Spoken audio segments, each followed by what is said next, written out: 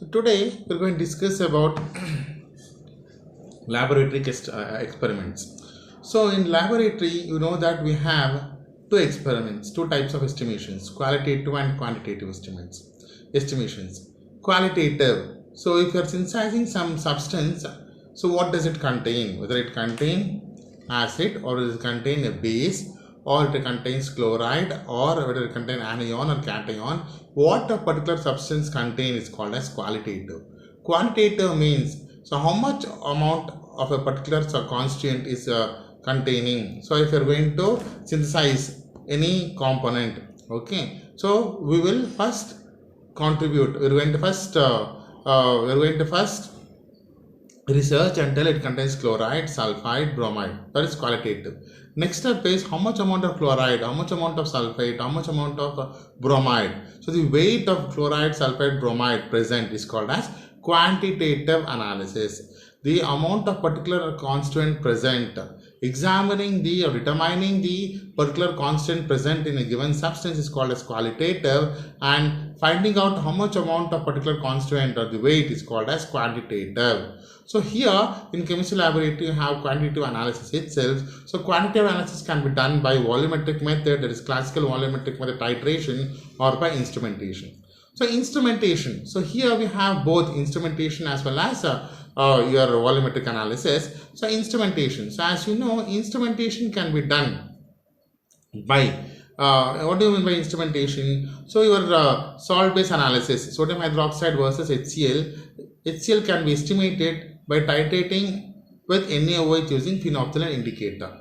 By adding NaOH dropwise, so we can find out how much volume of NaOH is required to neutralize HCl. By knowing the volume of NaOH required to neutralize the HCl, so we can find out the normality and strength of HCl. That is when you get the pale pink color, right? The same experiment can be done by measuring the parameters such as conductometry, or measuring the parameters such as potential or pK of the reaction, or any other parameters. So if we are determining the end point of any reaction by measuring certain parameters, it is called as instrumentation. So the instrumentation experiments are more accurate because they are graphical methods. So they are not going to use any indicators there. So we are going to minimize the use of chemicals. Since it is a graphical method, the results are more accurate. The manual errors are very less. Why they are less? Because so we tell pale pink, but we're going to add little more extra to get dark color, right? So because of that, 1.1 or 0.2 ml of NaOH, the pure titrant add also will contribute to maximum error. Okay, that error is reduced. So the first part is instrumentation. In the first experiment, that is potentiometric estimation. So let us see how to carry out this experiment. What are the principle, everything in this potentiometric estimation. So already we have discussed the principle behind potentiometric estimation. So in our fifth module, isn't it? So the determining the equivalence point of any redox reaction by measuring the potential is called as potentiometry. So in potentiometric estimation, we are going to measure the potential of redox reaction, where the potential increases gradually when you add the either oxidant or reducing agent, and near the equivalence point there will be a sudden jump in the potential.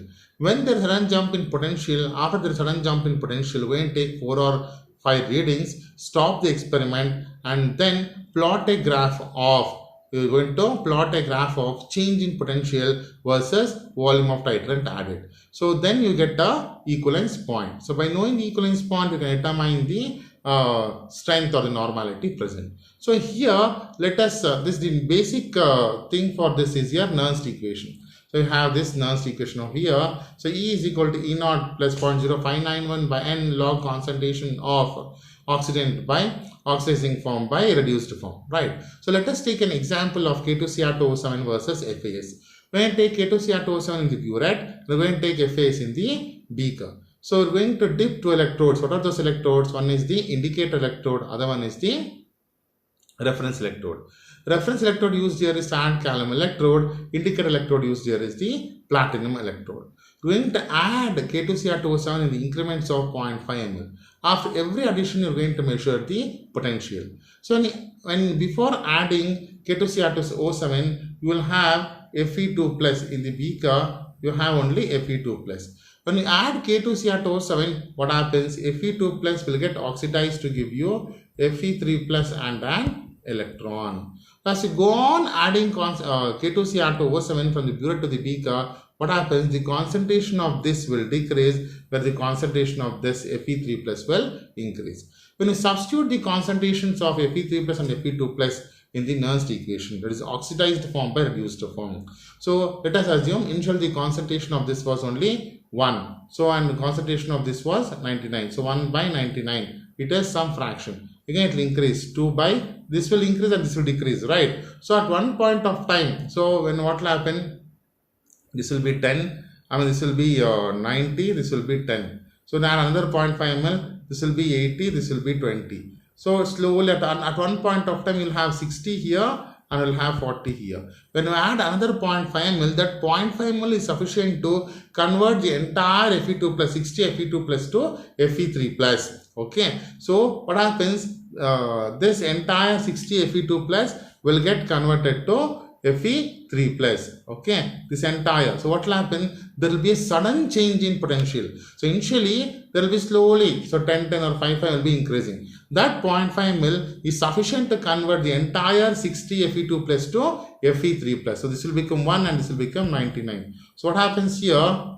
This will become 99 and this will become 1. So that is the reason near the equivalence point there is a sudden jump in potential. There is a sudden jump in potential. Okay. So that is the main reason. So okay. So once there is one jump in potential, we are going to add K2Cr2O7. So here what's happening? As Fe2 plus is oxidizing Cr3 plus.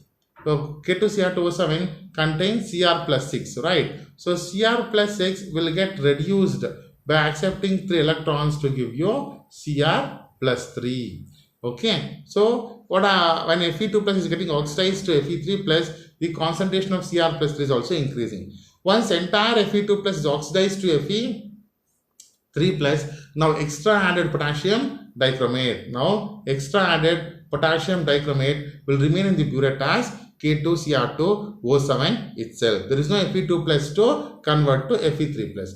Now the potential the potential will increase. So how will it increase? Here, because what happens? Already Cr3 plus is converted to Cr plus 6, right? So now the potential, instead of depending on Fe plus 3 and Fe plus 2, the potential depends upon Cr plus, that is oxidized form by Cr plus 3. So already, since this reaction is occurring initially, this is constant. This is 100. Okay. So when you add 0.5 ml of K2Cr2O7, it will become 1. Another 0.5 ml, it will become 2. Another 0.5 ml, it will become 3. Another 0.5 ml, it will become 4. So 3 by 100, 4 by 100 is 0.04, 0.05, right? So slow increase in the potential. Okay. So that is how even after the Fe2 plus is converted to Fe plus 3, there is a slow increase in potential due to chromium. The platinum, potential depends upon chromium ions. That is what it is given over. You see here. Thus after the end point, it is electrode potential of the platinum Cr plus 6 and plus 3 electrode which is going to change.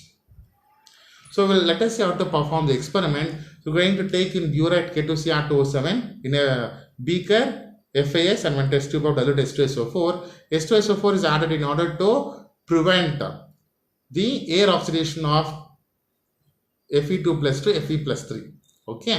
So Fe plus 2 should get oxidized to Fe plus 3 only when you are going to add K2Cr2O7 only. We are going to dip it. We are going to add K2Cr2O7 0.5 ml wise. Okay. Once it is completed, there is a slow jump, sudden jump. Again, there is a increase. So we are going to plot. We are going to determine delta E by delta V. First differential of EMF with respect to volume. We are going to plot a graph of delta E by delta V versus volume of K2Cr2O7. We will get a graph like this. So this gives you the volume of K2Cr2O7 required to neutralize FAS. Okay. We have a just demo here. How to perform the experiment, we can have a look over here.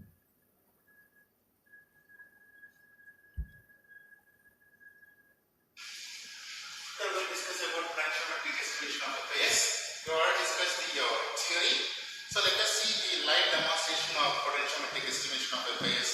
So in the we are going to take strong oxidizing agent potassium dichromate.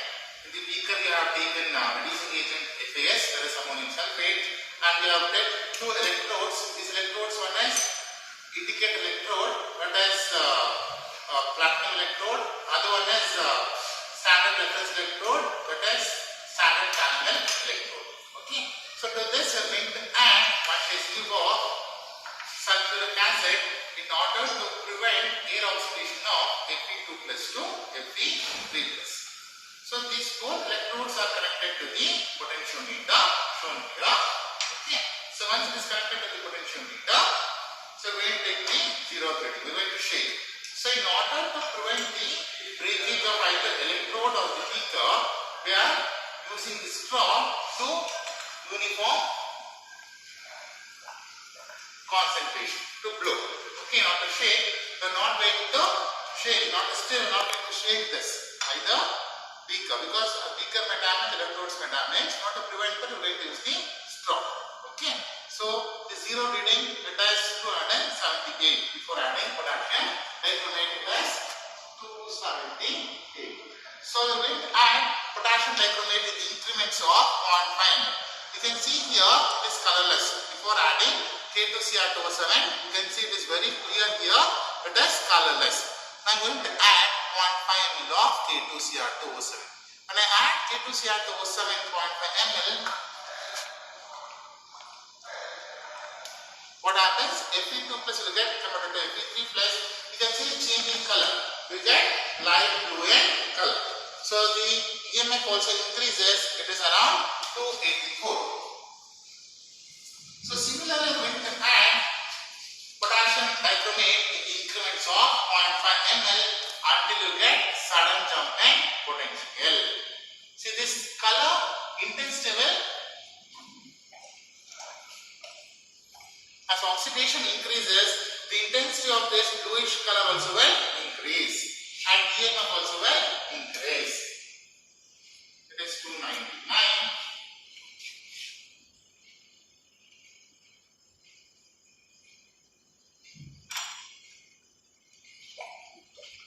This is the demo how to perform the experiment.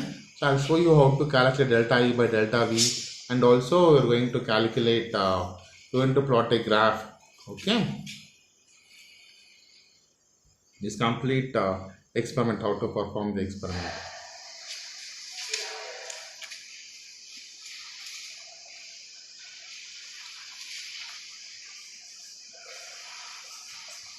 See, there is slow increase in potential.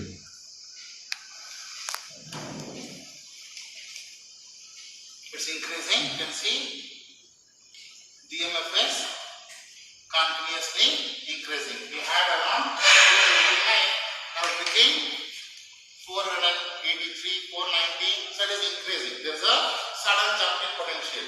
We saw here it was light blue in color, now the color changed to green. So even now, if you have not got the jump, it implies that you have done something wrong. You are supposed to redo the experiment.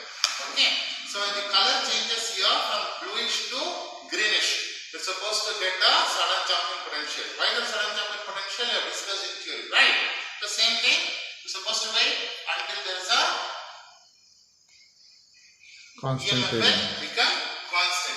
When EMF becomes constant with the sudden jump in EMF, you will take another 4 more readings, stop the experiment, calculate delta E. What is delta E?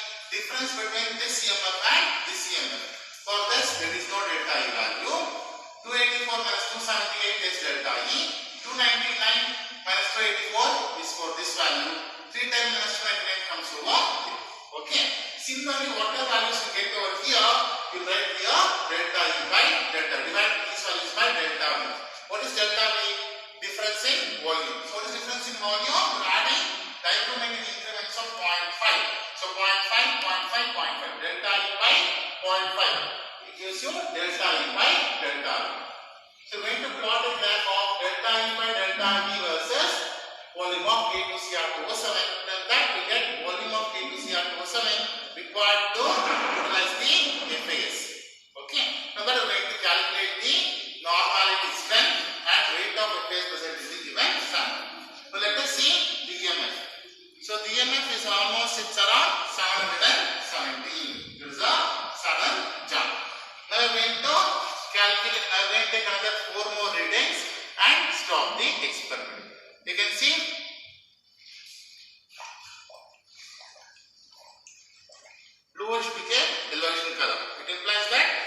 K2Cr2O7 started increasing. It is 797. When after getting yellow color, if you have not got the jump, experiment is wrong. So we have to calculate delta E for all the values and calculate delta E by delta V. So we have to plot a graph of delta E by delta V versus volume of K2Cr2O7.